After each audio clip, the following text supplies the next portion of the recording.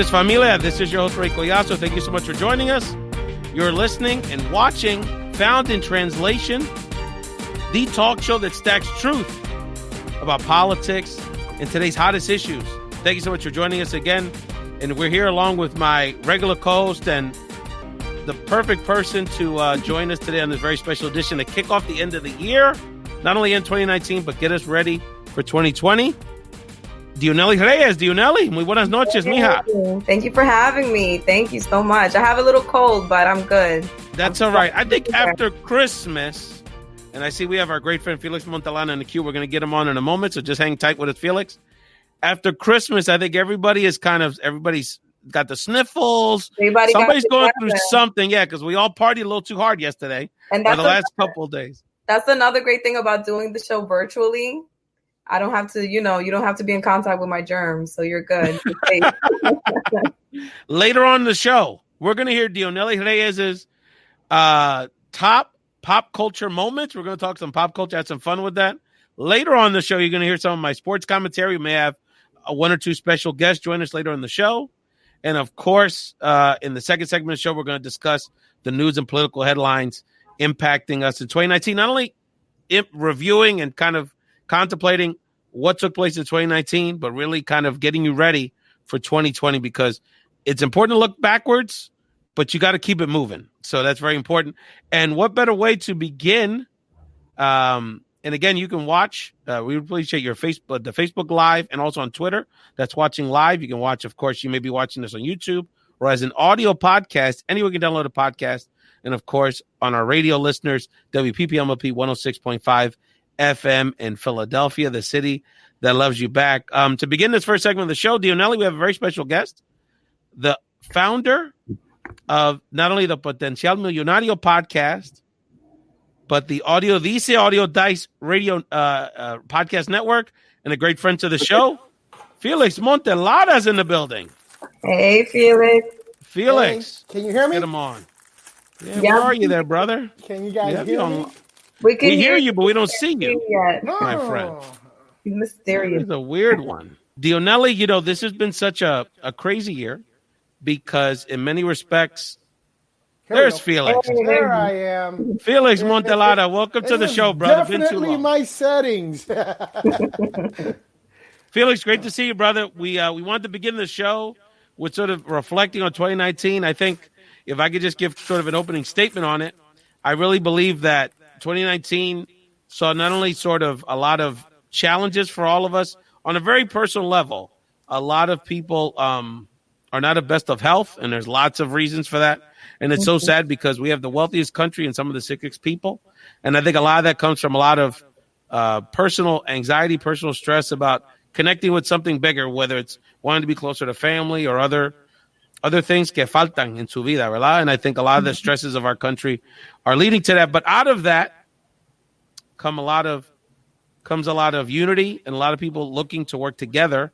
And I think this Found in Translation community is a great example of that. Thinking about people like Cristina Vega with her love shirt and her campaigns, people like you, Dionely, with your leadership, and of course, the founder of Potencial Millonario and Audio Dice Network, Felix Montelara. So a lot of anxieties, but a lot of hope for the future. Dionely, what's your initial thoughts about reflections on 2019? Well, it's true what you're saying, that there's like a lot of stress with that. You want to come together with your family, and you also want to excel professionally. You also want to do what's best for your community. So it's all about balance, but it's most important to not forget about yourself, and also remembering to develop yourself spiritually as well, not just, gaining more money, gaining more influence. It's about you at your core and having that connection with God, whatever your idea of God is. So that's something that keeps me going through tough times and keeps me smiling. Control the controllable and leave the rest to God. You're right about that. And Felix, I know this has been a big year for you as you transition into a different part of your life with your recent retirement and sort of more forays into various projects. You're always very busy. So Felix, share with people your thoughts about 2019 and what you're taking away from this year. Well, 2019 was exceptional in many ways, but one of the really hard and really difficult situation is the immigration issue with politics and all that that's going on today, it's making our community a lot harder to not only to get around, but it's actually unified us because of that, right? So we're getting a little bit closer to each other. You know, we're talking. I'm at a level where I'm talking to people not just about diversity, because you know we can check off the box at a company and we can say, yeah, tenemos un Latino, right? We have one check. Mm-hmm. But you have 1,000 employees, right? Mm-hmm. Or we have a 10% check, you know, but you have 100,000 employees. Mm-hmm. So in my case, what I've been trying to explain to people is that we have to go beyond diversity and start talking about inclusion. Yes. And 2019 is one of those years, it has been one of these years where reflecting back, you can see we're not really included as a community, and we have to be included. So, you know, especially with the atmosphere today, it has gotten really, really tough for people that speak Spanish and are bilingual. You know, you don't even have to be Latino. You speak Spanish, you're like oh, go back to your country. Or have an accent. Or have an immigrant background. Yeah, Because we even see sometimes in our politics that people that just happen to have an immigrant background, even if regardless if they're from Europe or regardless if they even have an accent, if they have an immigrant background, or somehow they could be pinned as different. Felix, you're in a unique situation because you live in the dirty South, as we affectionately say, and I would imagine as a Puerto Rican, that's right, and you know, as someone that I would imagine your perspective as someone as a Puerto Rican, as someone that's a retired federal employee, that's very accomplished in your various careers, but seeing sort of this the changing of America in a different way. We're in sort of big city urban America, but you're sort of at it where you're at is you have a very different perspective, but a very interesting perspective that I think people should know more about. Well, yeah, where I live it's actually outside of Montgomery, Alabama. Montgomery is the capital of Alabama, and it's where all these civil rights movement began, and where we have all this great history here. And I got to tell you, living outside of that, it's very rural. And if you think that people in major cities have it hard just because they're minorities and all this, rural America as a whole has it pretty tough. Mm-hmm. It has it really. There's actually sometimes there's no hospitals for 3 and 4 counties. And when we talk counties here, we're talking, you know, miles, hundreds and hundreds of miles without even a hospital. You know, and no services. You have to, if you're a veteran and you live out here, you have to travel 1.5 hours to the nearest place to go and get health. I mean, it's just the challenges are different. Mm-hmm. And seeing that, you know, it gives me a different perspective on life. Like, it's not, you know, I hear everybody, I grew up in a city, you know, I was raised in a city, I worked in a city, and I've made most of my life in the city. And I got to tell you, seeing what rural America goes through, it's very challenging, you know, and especially for Latinos. Mm-hmm. Also, I mean, if you talk about that aspect, it's even more challenging, to the point where I see people that come here, and I got to be honest with you, you won't not see Latinos during the day just at stores walking around. They're either working, you know, and working hard, and at night you'll see a few come out. And with today's atmosphere, I can tell you, you see fewer and fewer coming out. Mm-hmm. Interesting. Dionely, wanted you to chime in because if you could share with us kind of your lessons learned from 2019, first as a career woman and also as a mother, because I would imagine, and I'm a father, but you know, motherhood's the most special identity someone can have.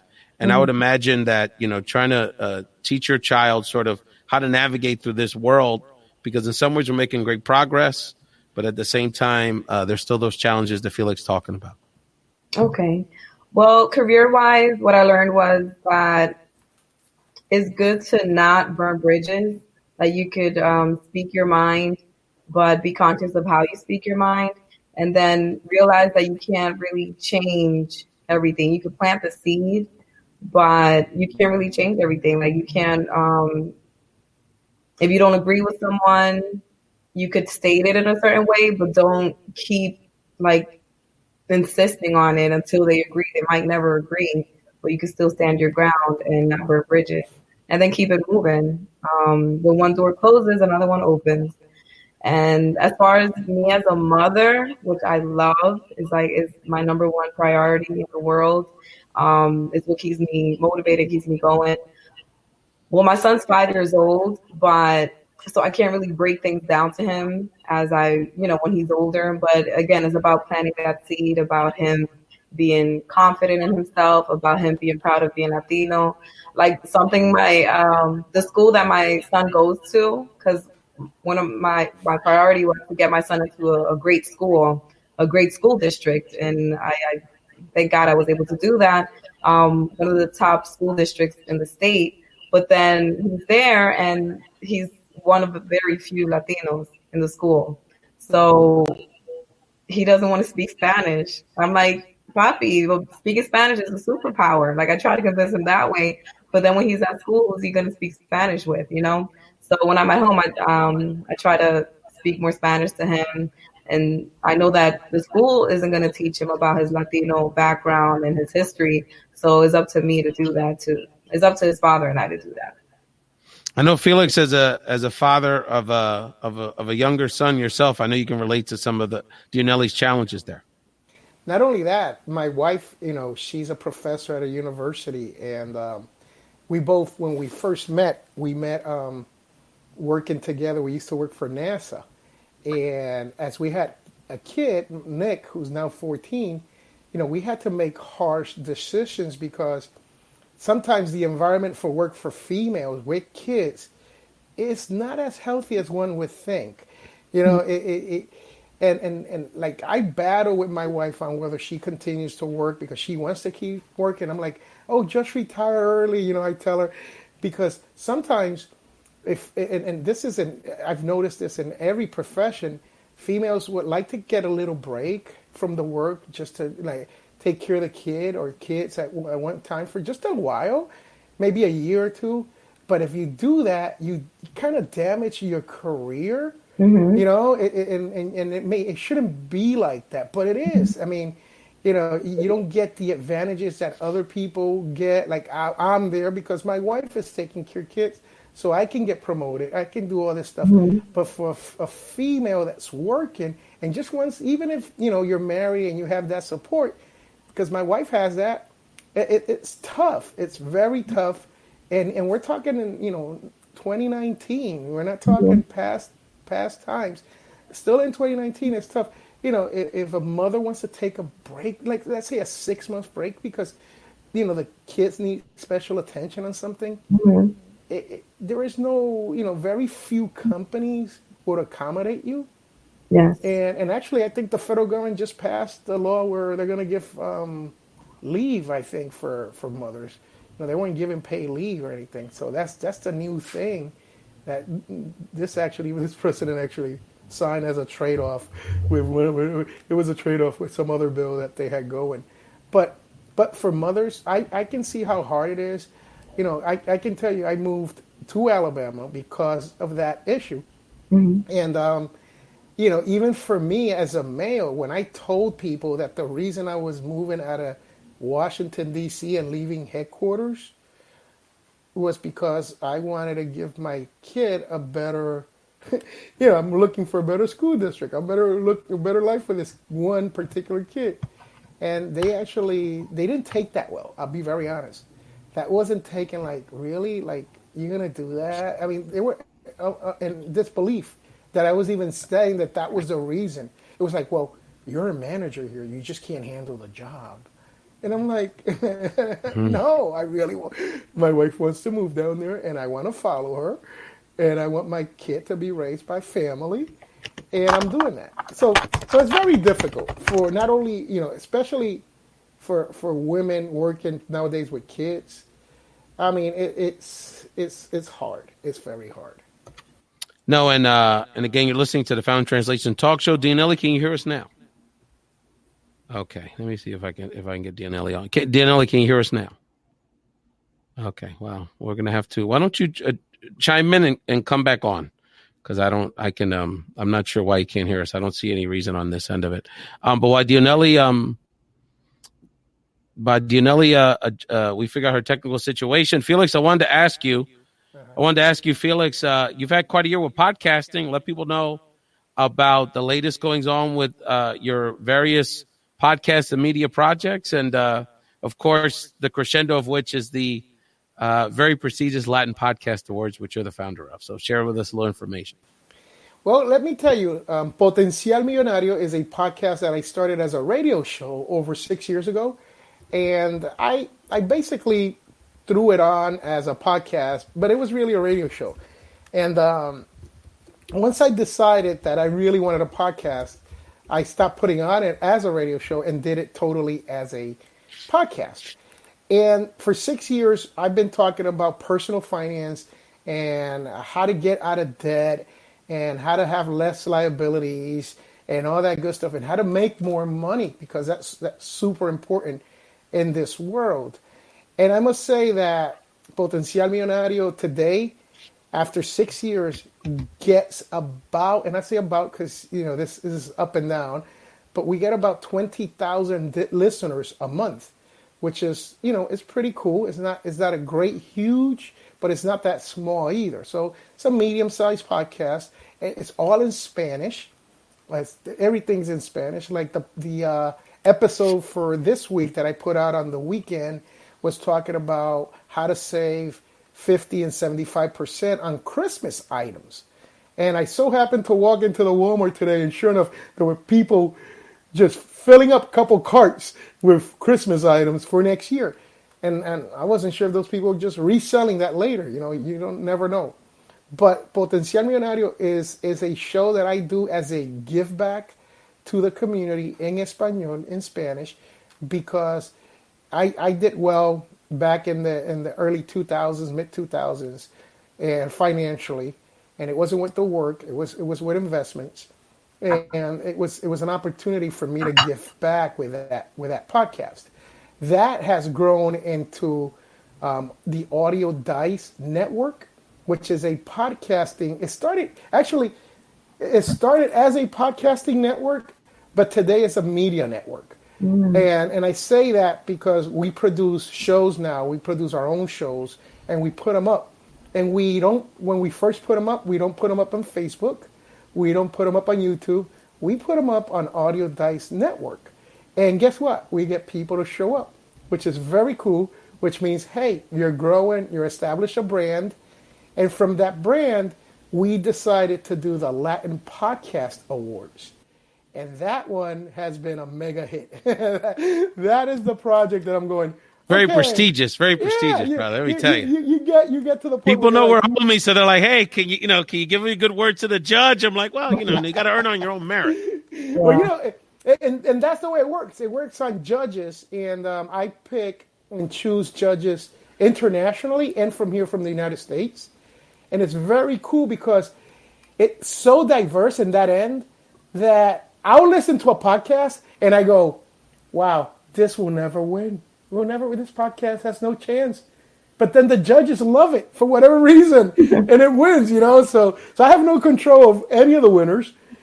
But it's really cool to actually get people involved. And the involvement that we have with the Latin podcast nominees and that community is pretty awesome. I mean, we just finished through Podcast Movement.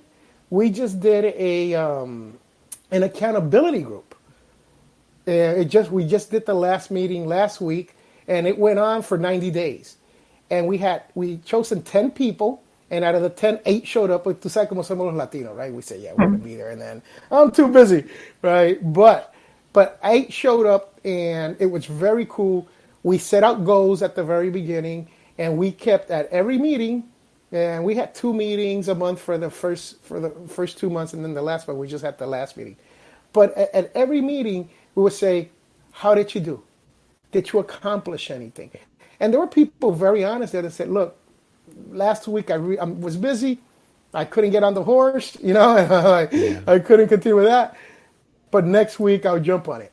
So the accountability group through Podcast Movement and Latin Podcast Awards we want to do more of that. That's the type of thing. We want to help our community grow and get the message out. There's a ton of great Latinos out there that have written books, that have a story, that are like comedians. I mean, even musicians that need some type of outlet that they can get to different audiences so people can get to know them. So that's through the Latin Podcast Awards. That's what we're trying to do. Audio Dice, we're trying to get, like right now we're working on a show where we're going to go to these well-known, actually we're talking about that, Ray, with these well-known chefs. And we're going to do a series, 7 episodes with a pilot episode. And we're going to go out there. They're going to do one dish. They're going to explain to us everything with, except for the secret sauces, right? No secret sauces. We're not going to give out the family stuff there. But, yeah. So, but we're going to do that. That's one of those that we're really working on. We're trying to get everything ready. We're going to start with mainly Puerto Rican type food for now. But believe me, there is out there comida venezolana, peruana, cubana, guatemalteca, pupusa salvadoreña. I mean, you name it. I mean, it's an amazing food world that we live in. Well, Felix, I can account for that because the largest show I ever had was last week. I found the translation with Chef Gregorio from the Sabor with Love, which was one of our bangers. I'm still getting comments about it. And there was such a power in food. But what was great about that conversation was it goes beyond the recipes. It's about combining unity and family and our culture and giving back. So there's a lot of lessons that came out for me and affirmations that came out for me in last week's episode. So I always want to give love to the Sabor with Love family. The other thing, Felix, you tied into 2 things, and I want Dionely to chime in on this that I wanted to share in this first segment of the show. Our special end of year 2019 celebration episode was 2 issues. One is that you spoke to the power of supporting one another. And one of the things that I did this year, and I've made a commitment to myself to do from now on, is I wrote down, I took some time earlier this week to write down how much I helped good friends, colleagues, associates with their dreams.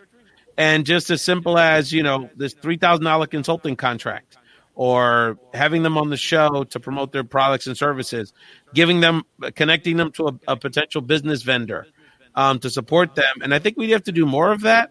And I think that's one of the things that you're doing with your platform, Felix, I think which drew us to each other because you really prioritize mentorship. And I want to ask Dionely, as someone that's also a businesswoman, look at that. I do want to ask you about that, Felix. But someone that's a businesswoman, Dionely, and also an author, what is I know that going into 2020, you're going to look to collaborate and support others' visions, and I know we're going to be doing the same for you. So, what's your thoughts about that portion of sort of the journey as we go into 2020, Dionely? My thoughts on that? Well, I really appreciate you believing in me and having me on your show, inviting me to be on your show. I really appreciate that. It's amazing to me, and you inspire me also because you lend your platform to other people so other people can speak their minds. Like, it's not just about you speaking. You want other people to share their point of view as well. So that's something that I'm looking into doing as well in the future in Spanish, because there's a lot. It's amazing to me how many immigrants in the community, they're able to, they come to this country. For example, like my parents, a lot of people in my family, a lot of people that I know, they come to this country and they don't even learn fluent English, but they're able to succeed. So those are like the types of people that I would like to interview and have them share the point of view and be able to inspire others in that as well. So, Felix, Dionely is an emerging broadcaster. She's also an author. And is an excellent broadcaster in both English and Spanish. She does local radio with me. She does local radio with other commentators here locally. And she's got a lot of different projects, La Mega, La Chelcha, a lot of platforms she's on. What is your advice, Felix, as someone that's the Don, your Spanish language podcasting, your advice to an emerging talent like Dionely? Well, one of the things that's really important is not only to do stuff in Spanish, but think of Ray's show in English, right? This is the way we showcase our talents to other people that don't speak Spanish, right? Mm-hmm. So Spanish is important. Yes, it's a market, and it is important because there, like you said, there are people that come to this country, don't speak the language, and this is another avenue for them to feel more acclimated. Mm-hmm. But truth be told, what we really need nowadays is a little bit more of mainstream exposure. So if that means podcasting a little bit more in English, like Ray's show is excellent for what I'm talking about here. I love Ray. I've been a fan of Ray's show forever. So I'm humbled by that, brother. Honestly, because you are the pioneer to me. And I gotta tell you, if you do this in English, and I've met people that this quandrum comes up about, should I do this in English? Should I do this in Spanish? Mm-hmm. I met one lady from Mexico. Actually, she's a Mexican lady. She's a PhD here in California. And she solved her problem very simple. I never heard of this solution. She has a weekly podcast that she does, but the people who listen to her in English know that she's bi-weekly, and the people who listen in Spanish is bi-weekly also, because she does one program in Espanol. The next week, it's the same exact program in English. The next week is right. So okay. She's putting out an episode every week, but for two different audiences, right? With the same exact information in both languages, which I thought was genius. I'm like, wow, this is, because I've always had when we do business, English and Spanish, we always wonder where we're gonna get the biggest bang for our money, or where we're gonna get the biggest growth. And I can tell you, in both of them, there's bang for money in both of them, and there's growth in both of them. Okay. Right? Yeah. So you have to think about it in that way when it comes to that. And like right now I'm doing a Spanish. I just started a Spanish online radio station locally for Montgomery, Alabama. The reason I chose local Spanish radio and it's online is because I still can't apply for the FCC 3 mile station, right? Because I don't have all the other stuff for it. I'm working at that. But the bottom line is there is a need for that community to have something in Montgomery. There's nothing in Espanol in Montgomery. Okay? But I'll still keep doing the national stuff. And I really believe that everything is local. And even these people who hit it big on YouTube are influencers. You think about how their humble beginnings before we see them as gold medalists, right? And getting all this accolade. But everything, if you ask them, everything was local first. Yep. Right? So that's how we have to think. We have to think local, and then it'll explode on its own if it's good enough. Like the chef from last week, that man has taken off. But think about it. Everything he does is in his local area in Tampa, right? So that's what I'm getting at. Sometimes we try to chew too much and not get enough, but we still, even with that said, we have to think big picture, right? That's right. Growth, because our counterparts in Anglos, that's how they think. They think, when you talk to them, nosotros le decimos en español pensando en pajaritos preñados, right? But they do. But they take action and they convert, right? And growth is what they're looking for. That's right. Felix, that's a great way to finish up your comments. Remind people, we have the next guest in the queue, but remind people again where they can follow your platform. And of course, I know everybody's going to be waiting and excited for next year's Latin Podcast Awards. Well, Latin Podcast Awards registration is available at Early Bird. We open them right after, we always do them for Hispanic Heritage Month. That's when we actually do the ceremony where we announce who the winners are. So we get excitement throughout the entire year for people who put in. And what we do is we actually market all these podcasts a lot. We just do a lot of marketing. We're just like a huge marketing tool once you get on the Latin Podcast Awards. The winner for this year, for 2019, was Latino USA from NPR, won the Latin Podcast Award of the Year. We have categories where people win by categories, and we have bilingual, international. We come up with as many as awards as we can give, as long as they earn them, as long as they win them, right? But for that, you can go to Latin Podcast Awards with an S, LatinPodcastAwards.com, and all the information is there. The early bird is out, and it'll be actually at the end of the month. It's gonna go up a little bit more, because what I do is the price keeps going up every month. It keeps going up until it gets to the max price. And I gotta tell you though, price doesn't really matter, because people put in even at the end, so because they want to compete, you know. Right. But for people who care about price, I get more at the higher level of money than the early birds, which is crazy, but it is what it is when it comes to that. So that's LatinPodcastAwards.com. For the Audio Dice Network, you can go exactly to that, audiodice.net, or audiodice.net, which is Audio Dice. And if you want to listen to, right now it's on beta, the radio station, and I got a couple hours running on there. They're just looping. But if you want to listen to that, it's audiodice.net/ADN, Audio Dice Network. Wonderful. Felix Montelara from the Audio Dice Network and the Latin Podcast Awards. Felix, one of my 2020 resolutions, as I shared with you as I was going onto a plane last week, is to reconnect with you, and we're going to work a lot closer together. And I think this has been a great podcast mastermind here, particularly for an emerging broadcaster like Dionely. We have to, regardless of the project, one of the messages I want to give our family going into 2020 is we have to support raising each other's voices. We do it here. There's other ways you can do it, whether it's just helping someone support their dream, you know, whether they're doing a bake sale so they can fly somewhere because they have to compete in a competition. They're trying to raise some money for their kids' school. There's lots of ways to support each other, and Felix is leading the way in that area, especially in our broadcast content community. Dios lo bendiga, Felix. All the best to the family. We'll be in touch in 2020, my man. Hey, amen, y just pásalo pa'lante. Exacto. Thank you, Felix Montelara, a great friend to the show. And we're going to reset the stage, and we're going to bring on another very special guest. Only thing better than one Collazo is two. Dionely Reyes is my brother, one of my brothers. Wow.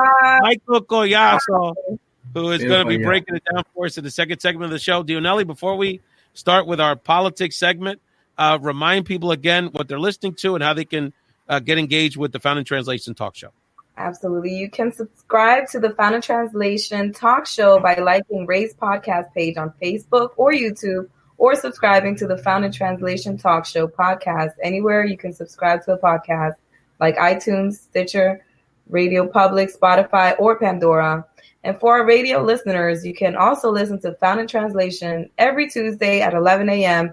on WPPM 106.5 FM in Philadelphia.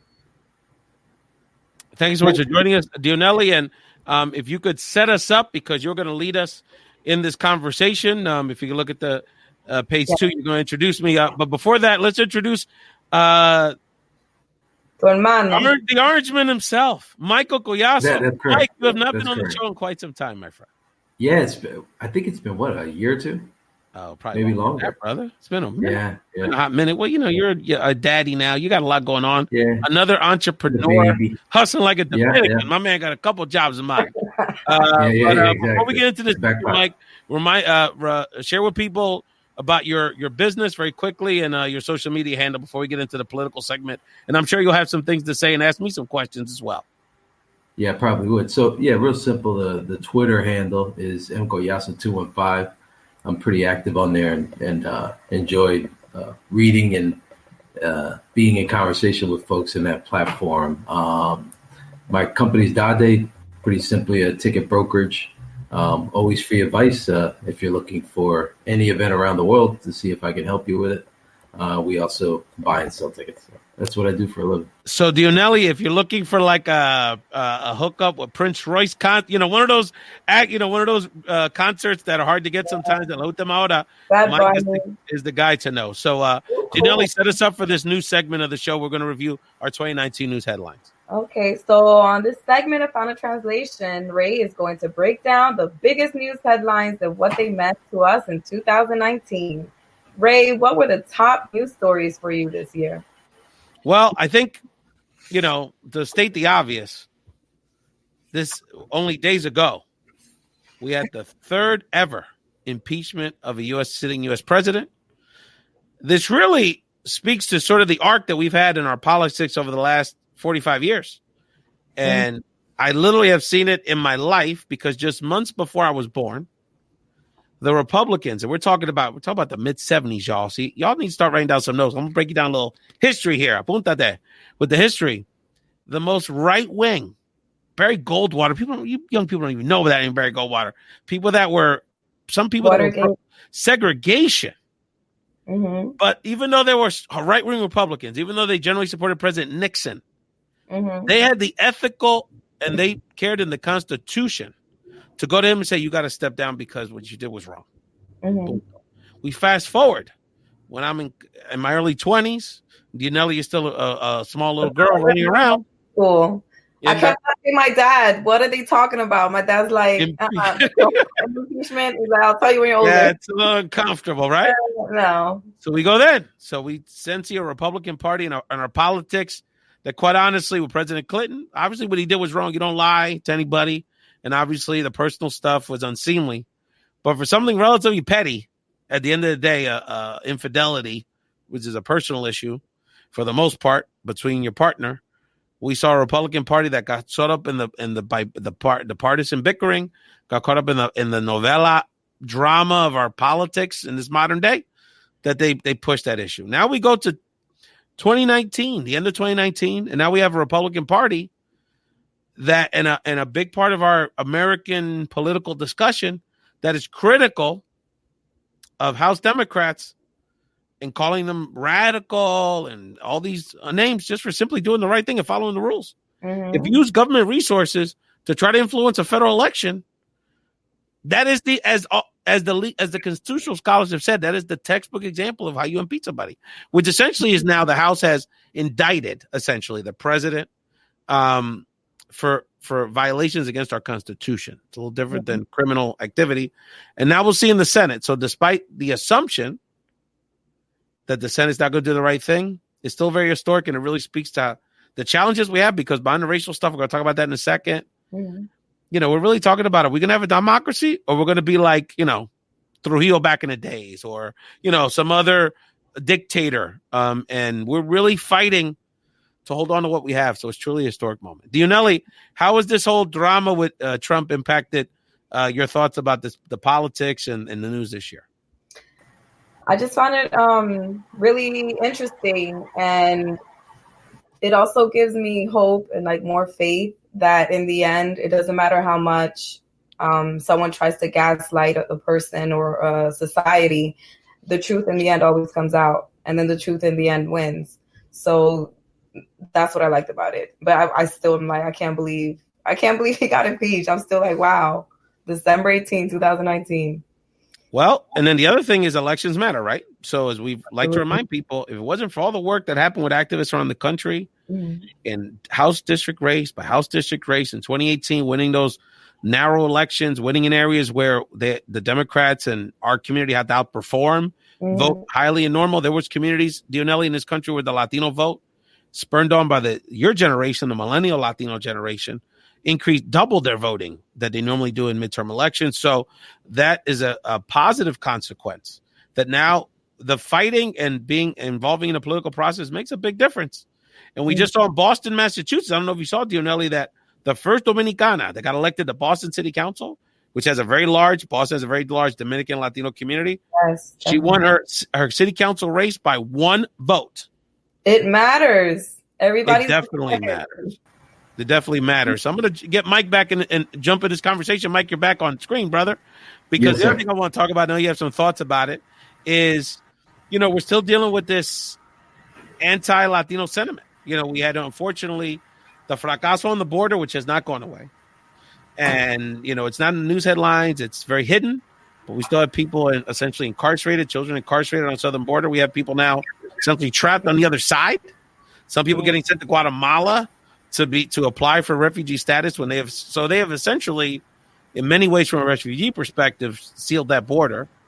And then we see it in and even amongst Latinos of all socioeconomic classes, getting shot down at a Walmart in El Paso, Texas, or in the street of Midland, Texas. The other day in Iowa, a Latina just walking down the street almost got run over by a white woman because she was Mexican, or she thought she was Mexican. So in the midst of this drama in the news headlines, we continue to be attacked day to day, and this language and this atmosphere has real life consequences. And this is something that I know is causing us a lot of stress. But to the positive, and I want you, Mike, to jump in on this. What have we done? What have we done to respond to our attack on our democracy and the attack on our identity? Look about what's happened in Puerto Rico this year. Mm-hmm. The silent revolution. And now the dominoes that have fallen, not only in our country with activism in the States, but also in Latin America. The democratic progressive protests in Chile, Ecuador, Argentina. Bolivia has a little different flavor to it. But my point is that, there's a lot of uprisings because people are realizing that, they may be saying on the news that the economy is great, but 40% of our country makes less than $15 an hour, which we know isn't even barely enough to live, much less than minimum wage. So the atmosphere has caused us to mobilize in a way that's pretty historic. And I know, Mike, I wanted to turn to you because I know you follow this really closely, not only as an activist, but someone who has a journalism background, and sort of how the political rhetoric is impacting our community is taking a lot of very interesting turns in 2019. Yeah, indeed. I think Puerto Rico, I think, is an interesting test case of the perception of Puerto Rico to sort of the average American, right? We don't need a passport to go there. It's a territory of the U.S. We're not really sure why it's different than a state, but it's its own nation. It's its own country culturally in a lot of ways. They send an Olympic team, and then maybe growing up in Northeast cities, knowing who your neighbors or the neighborhood a few subway stops over and what that's about and what your perception is, right? And then fast forward to what we saw this summer, where you could argue Puerto Rico sort of gave the world a template, similar to, I guess, people would know a lot better than I or you probably, right? Sort of what we may see in Hong Kong as an example and other places like that. That's right. Much respect to people in Hong Kong and throughout the exactly. world. Right. But just the test case of how Puerto Rico showed this was a nonviolent, the most violent thing they could find, like anyone could find in the stories was, a thrown bottle cap or something really, really extremely minor.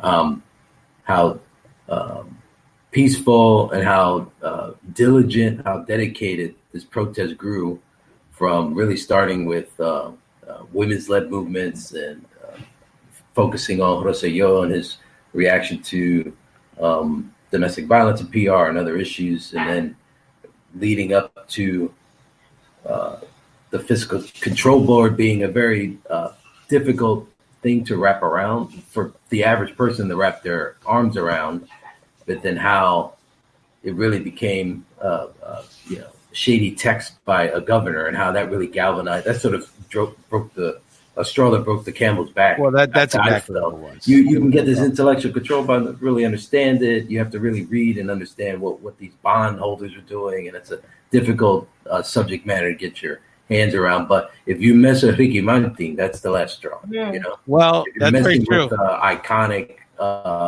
person who really that is the last person on the earth you should direct any vitriol towards. I know my mom was ready to get the chancleta. The character of that person. Forget it. Yeah. So if you look at all of that, I think that's really spurred what we saw was a template for a peaceful way to have your political leadership now hopefully become more accountable and to start listening to the voting electorate more. No question about that. And I think there's two things I want to as we wrap up the political segment and the sort of year in review, and we appreciate everyone watching the 2019 celebration edition of Found in Translation with Dionely Reyes and my brother Michael Collazo. And thank you, Felix Montelara, for joining us earlier. We want to get to some of the fun pop culture stuff and Mike's sports review stuff in a moment. But on the political end of it, I'll say this, that I think the two most important things for people to focus on going into 2020 are two things. One is, before we get, we will see how, and I think the energy should be behind pushing the Senate to do the right thing and at the very least have a legit impeachment trial. And I think Justice Roberts is going to be a wild card because he's not going to want to be part of a political show. The Chief Justice of the Supreme Court, who's the judge in the trial. So that's going to be a wild card that we don't know how that's going to play out. And we have to be vigilant around that because we just can't concede that they're going to do a fraud job on us. But I think going to 2020 is very important that if people haven't been paying enough attention, they need to pay more attention to this Democratic primary because we're about to make this decision. I mean, the reality is by mid-March, this is going to get decided most likely. And it is a little frustrating to hear from people after 6-7 months in debates and choices and all kind of people that have been in the mix that they're still not paying a lot of attention. So if you have a particular worldview about who you think this candidate should be, whether you think it should be someone that's more progressive, more moderate, someone that you really believe in, one way or another, you need to get involved now. And there's plenty of ways, whether you live in an early primary state or not, you can get involved. So that's one of my messages to people.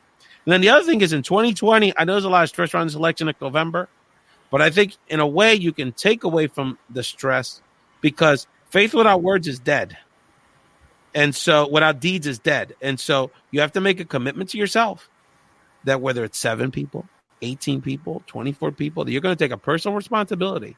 Dionely, just think about the Latinos that we know in Pennsylvania alone, that if we organize them and we just made sure, okay, all of my people are going to be registered and I'm going to make sure they come out to vote, that's going to be very powerful. So I think it's very important that we take a personal responsibility in 2020 to not change the world.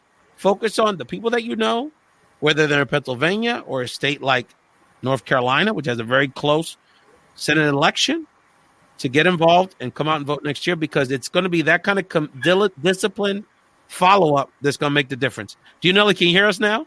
I can hear you now, yeah. Okay. Dionely, you have, before we go to the social media, the pop culture segment, we've talked a lot of politics on the show, and I just curious about your reflections around the news and politics that we've talked about going into this year. This is the first show that ever talked about Andrew Yang. The first show that said Bernie was going to do well. There's a lot of stuff that we've talked about here that has run true in this process. And you met him this year. Yes, I did. Yeah, Bernie's my buddy. Yes, we talked about Puerto Rico, and I met Julian Castro. Julian, he needs to go. I would a couple hours, brother. No, I don't. But and I know a lot of people on this campaign, of course, a lot of our friends there. Well, that's true. Yeah. But the other highlight was, of course, I recently endorsed Julian Castro for president.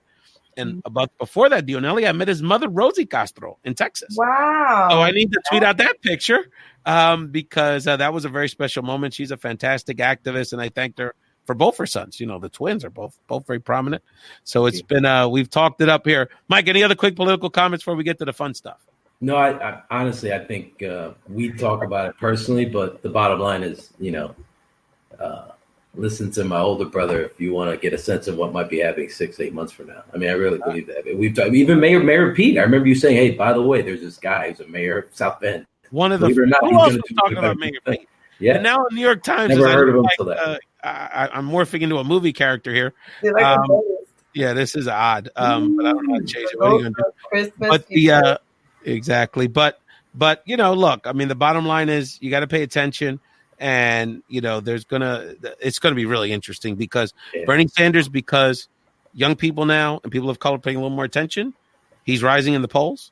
And there's definitely a sense from the corporate Democratic establishment, Bloomberg, Mayor Pete, somebody, because if Biden slips, they're very scared. They're very nervous about a progressive candidate winning. Yeah. Most likely it would be Bernie, maybe Warren, who's also a strong candidate. So it's going to be really interesting. That's why I'm saying it's very important. I don't care where you live. Support somebody and get engaged in this process because what I don't want is people saying in October, I don't like this choice. It's the same old. Well, what did you do to get involved? Because this is the time now to get involved. Dionely, set up our next All About You, Dionely. We are going to talk about in this segment of the show, and again, you're listening to Found in Translation Talk Show. Thank you so much for watching us either on Facebook Live, Twitter, or on YouTube, and of course the podcast. Mike, what podcast audio app do you use to listen to Found in Translation? I'm a Stitcher guy personally. You are a Stitcher guy. Very interesting. Yes, sir. Very, very cool. Yeah. We actually have audience. The audience has grown on Stitcher, particularly because the Android crowd gets more. Well, that's the podcast thing. I do not have an iPhone, so Stitcher's the way to go in my sense. Yeah, and then we definitely have heard from people that they're listening more on the music streaming apps. So Pandora, Spotify. So there's a lot of ways you can listen to the show. Mike, before we get to Dionely's pop culture highlights of 2019, shout out. What do I want to ask you? What did I want to ask you, Mike? What's another thing in the politics you've been following this year closely that you wanted to share with people, or anything else about 2019 you wanted to share? Oh, 2019. Well, from what I do for a living, I guess I always find it interesting that, and we'll talk a little bit more about it later, but just from the world of sort of live entertainment, what a juggernaut reggaeton is. And also just in general, no, seguro, but also just the U.S. Latino ticket buying consumer and how that drives the train in virtually entire regions and major markets throughout the United States. A lot of the publicity goes to, Rolling Stones going on tour, and Elton John going on tour, and whatever genre you enjoy, your favorite artists from hip hop, from country music, what have you. But if you look at the top selling concerts, let's say, in every major market, a big chunk of it is an artist that will never be played on English language radio, will never be, or will rarely be on, say, CBS or NBC. So Luis Miguel, Mark Anthony every year. We'll see, obviously, how big Bad Bunny is, not only in the United States, but in the Americas, but also internationally, globally, how big he is. Ozuna, who will probably tour off his latest album, I would think in 2020. Maluma, all these artists, right? They drive the train. Like, who do you think is selling tickets in Miami, Florida, in a 20,000 seat venue? Who do you think is selling sellout crowds in the Rio Grande Valley in Texas, in Southern California, in Chicago, in New York City, in even cities in the Old South, which now have Latino populations? Fayetteville, North Carolina, Columbia. I know AA plays Duluth, Georgia, and plays, the Deep South just as he would, or Sugar Land, Texas, just as he would. You would think, he's going to play Orlando, he's going to play New York. It's like, yeah, but he also plays Sugar Land, Texas, and he also plays Phoenix, Arizona. So just it doesn't get talked about because the sort of the revenue per ticket is so big for what, sort of the old fogey bands sort of tours. The 55-year-old guy who likes 70s rock will go to Rolling Stones and will pay $250, $300 a seat for it. So that drives a big chunk of the revenue train of it. But you're talking about the other huge aspect of it. It's sort of like Latino market and like country music are such a huge part of like a concert going revenue, which, by the way, country music, a big chunk of the Latino community, that's part of their heritage. If you live in Southwest Texas, you live in Colorado. Our homie David Sanchez does the Tejano Awards. Exactly. And you think Las Vegas every year. Exactly. So you think of what hip hop is from, the Bronx. So Ricans, Dominicans, Caribbean, English speaking Caribbean cats basically are on the list of founders for that genre. So then how that drives with Cardi B now and other people, the economy of that live event world. And then obviously reggaeton, Eneje la Banda, Bachata, which is big in the South. Romeo Santos, whenever he does it. Aventura's on a tour now. They're doing like 5 or 6, 8 Prince Royce, all these people. So this is what's driving the train, and it doesn't get talked about as much because the easy names are the really big old fogies that are 60, 70 years old. It's what the white media knows. It's their comfort zone, Well, that's the thing. And even the pop Ain't Link is Camilo Cabello. You know, someone like that is an example. Bruno Being a big Mars. part of that. Yeah, Bruno Mars, exactly. So let's get Dionely back on the air here to kick off some of our pop culture stuff. Mike got us warmed up about sort of the concert version of it. But Dionely, let's get into give us a story that you were one of the stories you were following. You wanted to discuss here, sort of our 2019 celebration in our pop culture segment.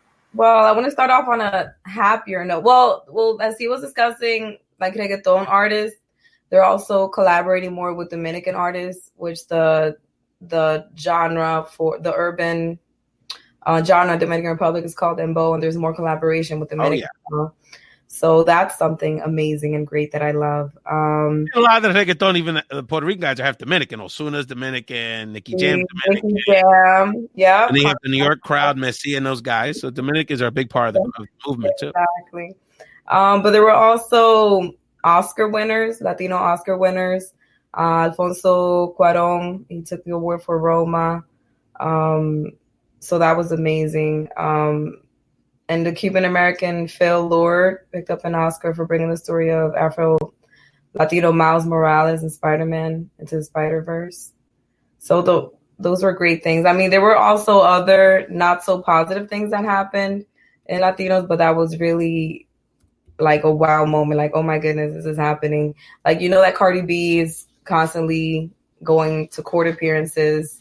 But it's amazing to me how she also just bought a $10 million house. Did you see this on Instagram yesterday, Dionely? It's fabulous. It's like, it's just amazing because she's doing like all these amazing things. And then when she goes to court, it's like a fashion show. Like, what is Cardi going to wear? Like, people are more like concerned with what she's going to wear than the actual, with what she's actually going to court for. So, unfortunately, court with some of our Latin pop stars was too much of a part of it. Tekashi 6ix9ine, who was such an odd character. I saw this morning that the latest is that he may get out of prison Wednesday. Of course, Tekashi, the Puerto Rican Mexican rapper that looks like a toy that your kids are playing with under the Christmas tree, literally and figuratively, he looks like a little troll with a starburst coming out of his head. He was most infamously known for not only being part of this crazy gang situation, and I don't know how he's not getting out of doing more serious time. But he just ratted out. He snitched on the whole squad, basically. He was saying like a canary. Well, he wanted to avoid the 47 years that he was facing. So now it's looking like he's only gonna do 2 years, and then he might get out sooner than that because of time served. So we'll see what happens. But it was just like he was just telling on everybody. Like he was telling on somebody else on the street. Cardi. Telling our Cardi, it's like, dude, relax. You have no shame. You have no shame. If people know the sports journalist, he does a lot of hip hop stuff. The journalist Shea Serrano, he spent a good amount of the end of the year. He's Mexican American, begging people to trade Tekashi in the racial draft. It was really hysterical. Much love to Shea Serrano, again a Pulitzer Prize winning author. But I'm going to bring Mike back on because we're actually going to transition into someone that both of you have a lot of love for. Look at it from different perspectives. One of the things that became a great drama that crossed even the sports world was the incredible situation that happened with Big Papi David Ortiz in the Dominican Republic. Dionely, I know this had to be one of the top issues that impacted not only Latinos, but Dominicans. I mean, we can't go to DR to chill no more. I mean, this was some serious business to happen in Big Papi. What's going on, girl? We absolutely can. And it's not message from the Dominican Tourism Bureau. No, that was like the whole thing with the government. We feel like it was like the government trying to get people to stop going to DR and go somewhere else instead. But it's really not like a lot of the news reports. If you look into it, like, oh, tourists died, but they died back like in 2009. So they were reported like they were in the date that it happened. But they were like putting all these reports out, and then turns out, they died of natural causes and other things like that. But if they're just like telling you this person died in the Dominican Republic, this tourist died, yeah, but it was like in the past 20 years, and it's not really that dangerous. And then David Ortiz, that was like an isolated issue, which is still very mysterious. There's still a lot of things that people don't know. And they try to say, they put a hit out on him. Like, he doesn't even really want to talk about it and give details. Like, we're just so happy and grateful that he's okay. But la mala lengua, they say it was That's what they're saying. It's not confirmed, but allegedly that maybe there was like a drug lord in the Dominican Republic that put out a hit on him because he was jealous because he was dating Compró un Lexus. one of his girls. That's It's like, really? All this over a woman? But that's alleged. Nothing's proven. Right, exactly. Still under investigation. At all. I'm just glad that he's okay. But it's like, really? He really thought whoever put the hit out on him or whatever, they really thought they were going to get away with it? You know, Mike, from a baseball perspective, it was, I don't know, is there a precedence in baseball? Because there's been guys that have died tragically, of course, Clemente or Thurman Munson, Kirby Puckett. Right. But I mean, this was high drama, brother. To be honest with you, the only comparison I had was Clemente's tragic death, if he had passed away, obviously. Mm-hmm. And I think that's the only comparison. A figure that big and so iconic from the nation that he came from, whence he came, sort of like obviously a beloved figure that was someone to be admired, someone that was sort of a symbol of the culture of the Dominican Republic, particularly as it relates to obviously the legacy of dominance in baseball. And for him to pass away, I mean, thank goodness he didn't. But for him to pass away, there would have been no other precedent, in my view, than literally Lou Gehrig in baseball history going way back, and then Roberto Clemente going into the 1970s, and then if that were to happen. But as Dionely said, this sort of mysterious, rumor-filled story around it was sort of added to the drama. This idea that, you know, why would Big Papi be a target, or was this really a mistake? And then this unfortunate knee-jerk reaction, which I always like in these sort of stories, and how it impacts like people's perception versus the reality of, you know, shark deaths. Like shark deaths are extremely rare. It happens like once every year and a half, you know. But if it does happen, it's such an emotional, unusual, shocking thing that the perception is, oh, we have to do something about sharks and they're super dangerous. Like, nah, you drive to school every day. That's much more dangerous by exponentially. And so the Dominican Republic, there isn't a huge, they don't have this, in the case of like tourism compared to other parts of the Americas, let's say, it doesn't have this unusually high death rate compared to any other, you know, country or in the Caribbean or in the Americas to you know, compared to somewhere in Florida, it would, you know, but Big Papi almost got shot in a bar to death. And now we have to worry about, we should never go to the Dominican Republic. And then we had some other stories that sort of helped compound it, I guess, unfortunately. And of course, you know, I've been to the Dominican Republic a few times. I encourage people to continue to go. And, you know, Big Papi in the same year made a big comeback, was part of the World Series crew, and he looks great. And from, you know, we do have a couple personal connections to David Ortiz from a health perspective. Apparently he's doing well. So we're really happy that David is a survivor. When we get another time, because we don't have time right now, but the phenomenon of Alex Rodriguez being such a national brand to me is something we have for this stronger national brand all of a sudden, over the last few years. Yeah. What do you think, Dionely? Dionely? I think him dating J-Lo helped a lot, you know, because J-Lo, she's a great businesswoman and she knows how to like use the media and use social media in her favor. And I think that helped a lot. I mean, he's extremely talented. I'm very proud of him. Ay, Dios mío, Dominicans, yes. On the come up, no doubt. A-Rod doing his thing. So another example of all of us working together. So I'm actually going to kick off the sports segment. And again, you're watching Founding Translation with my sports guy, Mike Collazo. We're going to break it down. Dionely's going to jump in here. Sports conversation. So the song Calma by Pedro Capó and Farruko, two Puerto Rican music artists, became the impromptu theme song for the World Series Washington Nationals, which was very ironic. So we even had DJ Dozier, Brian Dozier, the second baseman, not a Latino guy, not Puerto Rican at all, but it was he got a lot of viral video, props from the Latino community for singing the song all the time in the dugout. So, Mike, I wanted to ask you, Washington Nationals, the World Series champions, were very much kind of like very much indicative of kind of where the country is in many ways. Their stars were a mix of older white players who kind of come from the old school tradition of baseball, a very young mix of Latino stars capped off by Juan Soto, the latest Dominican young phenom, extremely young. Tremendous player. And then the other star player, arguably the best player on the team, a Mexican-American, Anthony Rendon, that, his identity as a Latino is sort of an afterthought. But him and the manager, the Puerto Rican manager, David Ortiz, sort of guys that bridge the American and Latino baseball cultures. And that was a big part of the vibe. And, of course, the song Calma was indicative of that. So, Mike, quickly, and I know Dionely has some thoughts, particularly about Juan Soto that you want to share. But, Mike, how did the Washington Nationals were a symbol of sports from our perspective in 2019? Yeah, indeed. So you alluded to the demographic of the team, let's say. So a lot of the names people would know were the veterans, were the starting rotations, the older guys, Matt Scherzer, Steven Strasburg. They were sort of seen as the pillars. But think of the United States and how people may not always realize how the younger Latino demographic is such a big piece of the pie now in terms of young people under 25, let's say. So you have the veteran starting rotation. You have Bryce Harper, who moves on for $1 more to our beloved Phillies. And people think, they must not have a chance in 2019 because their best player, supposedly their best player, just got up and left. They've always had bullpen issues.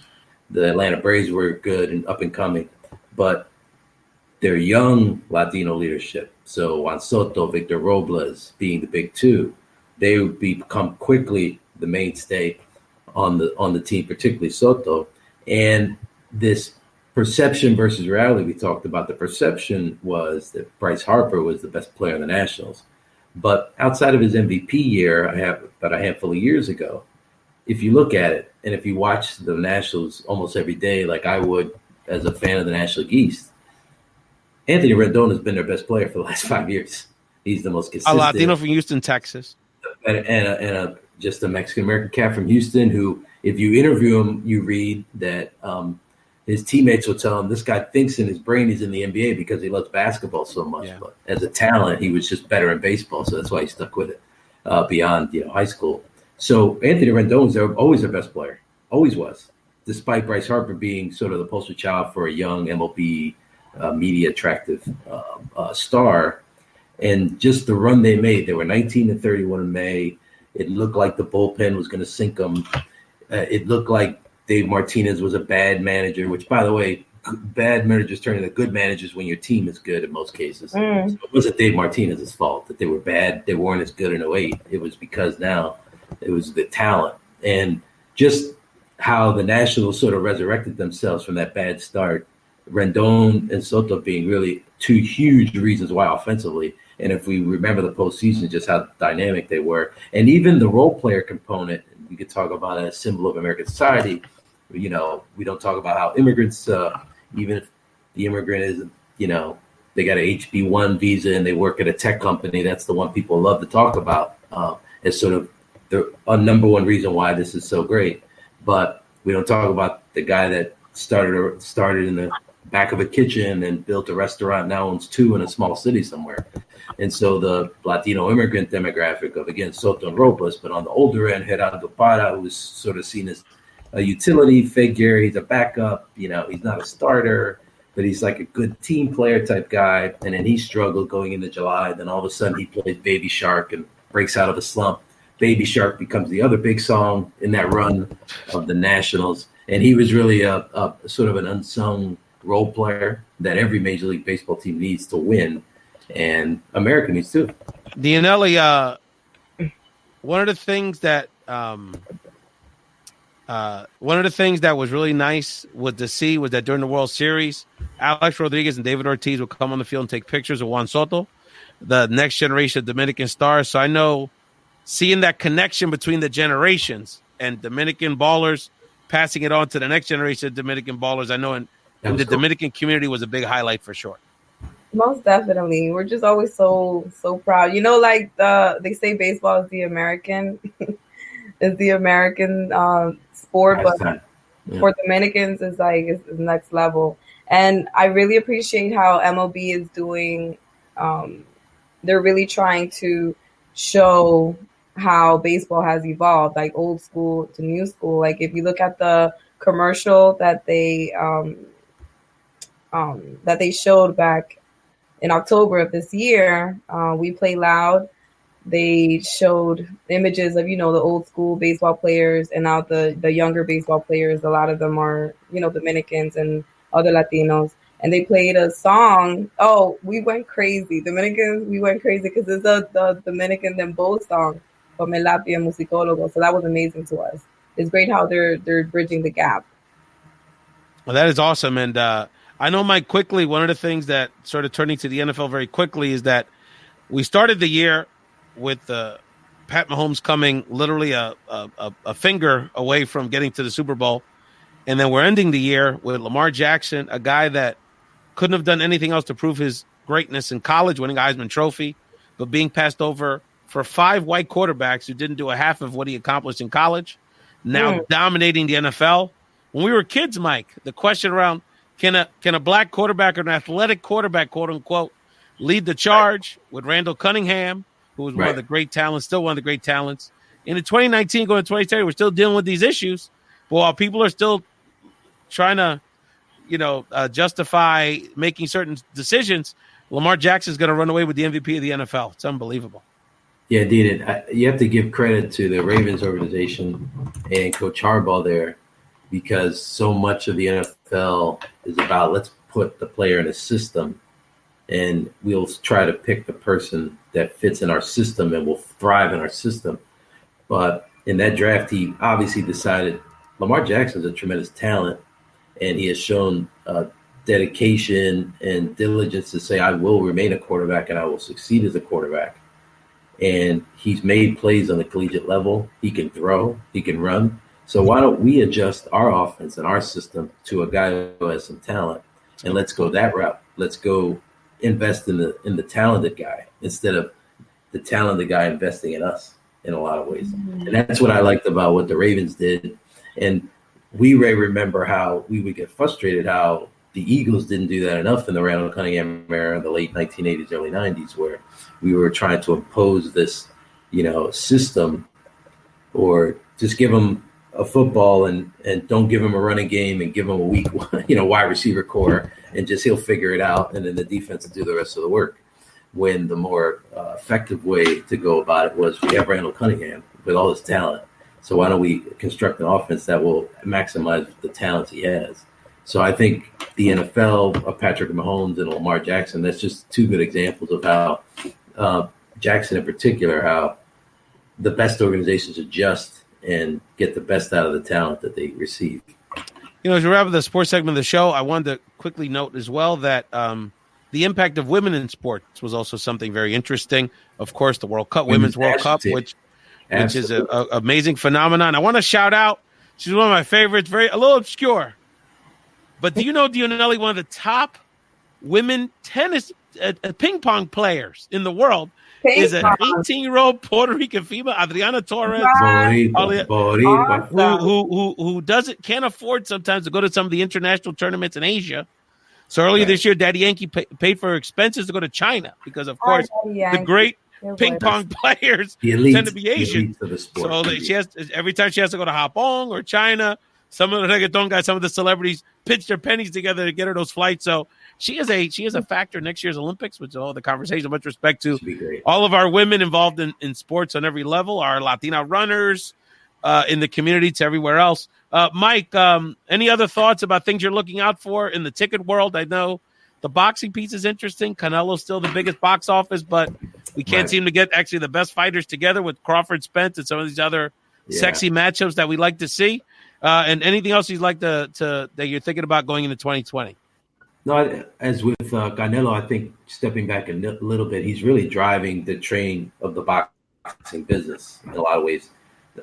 He and Golden Boy signed with DAZN, which is an upstart sports premium channel, essentially, where you can stream online, and it's an international product. The fact that they picked Canelo to be its first major investment to drive eyeballs to their, paid service, where he got an 11-fight deal, made over $380 million, something in that number. That shows you how much Canelo drives that business, not only in the United States, not only in Mexico or Latin America, but an international brand investing in that fighter, assuming he can be an international star in that particular sport. I think that's very significant. And in 2020, I would think he'll, with every great Mexican or Mexican-American fighter, if you're the elite guy, I'm assuming they'll try to get a big fight around Cinco de Mayo weekend, and it'll probably be in Las Vegas or Los Angeles. That's usually the easy calculus. And then you do Independence, Mexican Independence in mid-September. That didn't quite match up this year as cleanly as it normally does. I think that Kovalev fight was in November, for instance, this past November. But regardless, that's pretty much what you would see with Canelo. And hopefully, as you said, we can get maybe the fight we really, really want, maybe an Errol Spence or Terrence Crawford or somebody that, even though the politics may not seem to fit, hopefully at some point it does. I think with live events, you're talking about Osuna with the new album, as I mentioned, so I'm assuming he'll just tour off that. Mark Anthony tours every year. He's got his Valentine's Day slate as normal. There's the 13th in MSG. There's the 15th in Newark, New Jersey, the building from which I once worked, at which I once worked. Then you have just a slate where probably in mid-December he played Coliseo, Puerto Rico. Mm-hmm. And I'm curious to see what we'll see in reggaeton, the other artists. So Bad Bunny finishing up this leg of the tour, then would he do a second leg? Would he team up with somebody to do a tour? Will he tour in 2020 period? Any other artists? I'm curious. You see Dionely in the Dominicano artist world is El Alfa. El Alfa is sort of an emerging figure. Yep. And it's sort of like, I'll sell the nightclubs out. I'll hit that. And I'll play Punta Cana y como eso. But I wonder. Yeah, will the Dembo artists take it to the next level, like Alpha and some of those guys? That'll be really interesting.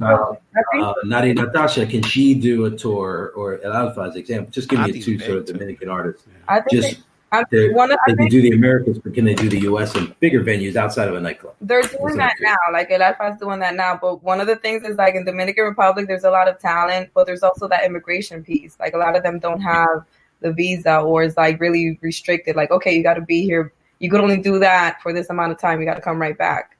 So, and it's the real world issues of that. And we're so appreciative of, especially Puerto Rican artists, collaborating with Dominican artists and doing them both. No question about it, Mike. We appreciate you jumping on, and let people know again where they can tap into your services for ticket brokering, or just hear your opinions on what's going on here. Yeah, my Twitter handle is mcollazo215. You can go to dahday.com. You can just hit me up on my Twitter handle. It's more than fine. Free advice on any tickets someone's trying to invest in. That's pretty much what I always say. Just reach out. If I can't give you a better deal, I'll tell you where to get it. Pretty simple. And thank you, Mike. And now people know where I get the ideas for my topics for the show, because what happens, Dionely, is 2-3 times a week, Mike texts me in the morning about what's going on with the politics. I'm like, oh, this is what Mike wants to talk about. Then that's probably what everyone else is thinking about. So appreciate you, brother. Sorry. Thank you for some of it's my fault. Yeah, you got it. Giving us the inspiration, brother. And, all the best. We'll see you soon. Okay, thank you, brother. So thank you, Mike Collazo. Dionely, before we wrap up the show, there was one more highlight. One more. Throw it in there, girl. Jump in there. Highlight in pop culture, you guys. Jarrell Jerome made history when he became both the first Afro-Latino and the first Dominican to win an acting Emmy for Best Lead Actor in a limited series on Netflix, When They See Us. You remember what that's based on, right? Oh, yeah. No, that was Central Park 5. To be honest with you, it was hard for me to watch it because I was a little kid when that all went down, and I get so mad to watch it. Donald Trump wanted them to get the death penalty. So imagine if that would have gone through. Oh, yeah, no. And even after they were exonerated, he was putting out full-page ads. So it's a very important documentary or program. I encourage you to watch it. Dionely, we go into 2020. What else is on your mind? What are you looking forward to? I know that there's so much in store, positive, and a lot of challenges, but a lot of things to look forward to in 2020. Yeah, so I'm following in your footsteps. I really thank you. The words thank you is not enough for me to show you how much I appreciate you believing in me and bring me onto your show, and also, dándome la patica de buena suerte, like to go on and do my own thing too. But I'm looking forward to that, and I'm looking forward to so much. It's just, staying positive, having faith, and keeping it going. And then what's going to happen with the impeachment and everything, how everything's going to unravel and what else is going to come out. Because I'm sure this is only the beginning of everything unraveling for Donald Trump. No, there's no question about that. And I think one of the things I'm really looking forward to is to see women, especially your generation, Dionely, of young, diverse women, really take more leadership and step into the fore. I'm thinking about, what we saw a few years ago, the impact of AOC and that generation of women getting involved in politics and in leadership and culture. I mean, as far as I'm concerned, she's the one that put Bernie Sanders back in this game. Yes. With that endorsement, she's been campaigning with him the last several days in California.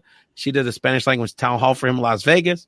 I mean, he is just the interest of the Latino community is really zooming up because of her. I think in large part co-signing on him. So we're going to see other names. There's a name, Julissa Ramos, South Texas, running for Congress. Our great friend who's running, 34-year-old Latina, young mother. You heard it here first, Dionely. Cristina Zinzur Ramirez, running for U.S. Senate in Texas. Wow, yeah. Oh, you know Beto got people hype in Texas. Wait until my homegirl. I was just with her. Her campaign manager is a very good friend of mine, David Sanchez. He's going to come on the show in the new year to talk about that campaign. I was just with them in Washington, D.C.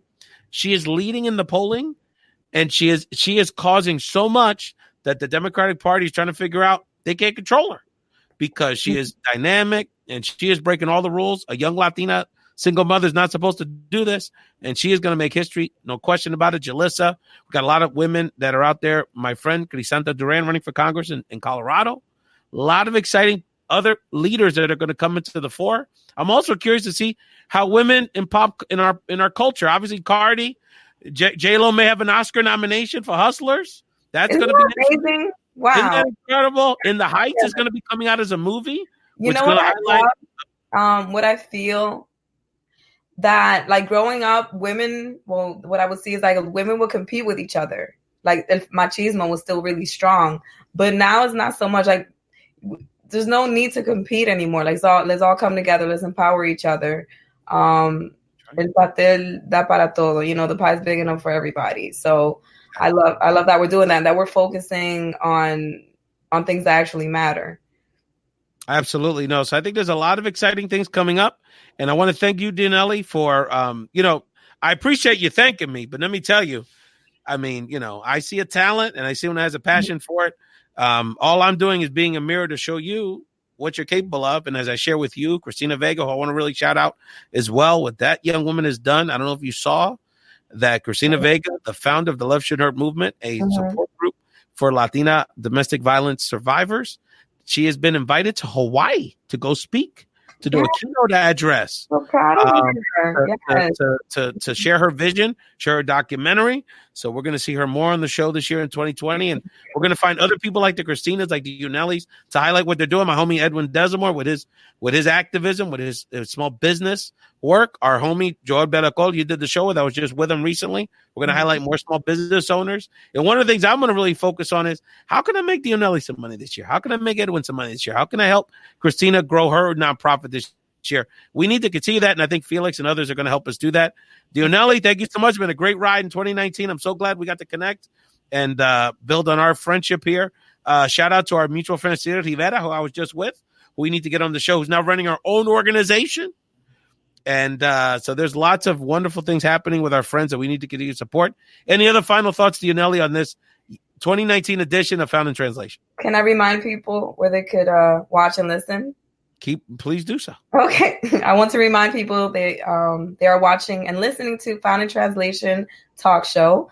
For our live listeners, please keep commenting and joining the show. We want to hear your thoughts on 2019, the new year. And you remember, you could also tune into us on WPPM 106.5 FM in Philadelphia. That was a big 2019 highlight for us that we debuted right at the end of 2018 on WPPMLP 106.5 FM. Shout out to Vanessa Ria Graber, the executive producer of the radio station there, who is the executive producer of the radio version of the show. I'm so passionate about it. It's amazing how when you put passion and work ethic together, amazing things happen. Vanessa's a hustler, and we're going to be – Felix has offered to simulcast the show on his network in Alabama. We have a few other platforms that we're looking to distribute the show. So I think that the show's only going to grow with people like you, Dionely, and the rest of our familia. Like I like to say, Mike, people are like, how do you know all these amazing people? I'm like, because you have to open your heart up to people and you have to share. And it goes to the point you share so eloquently, Dionely, is that there's so much. We're only going to grow more together. And I think that's the thing going in 2020, despite our challenges. Dionely Reyes, thank you, mija. Enjoy your holidays. Enjoy your new year. And getting over this cold. Get over this cold. I know you've been on your fitness journey as well. And we appreciate you opening up about that part of your journey. And I know nothing but the best for you. But get over this cold so you can enjoy your New Year's, girl. I know you want to have some fun. Serve it. You work hard. Thank you so much for joining Final Translation, familia. Enjoy your 2019. Y felicidades, familia. Peace. Everyone.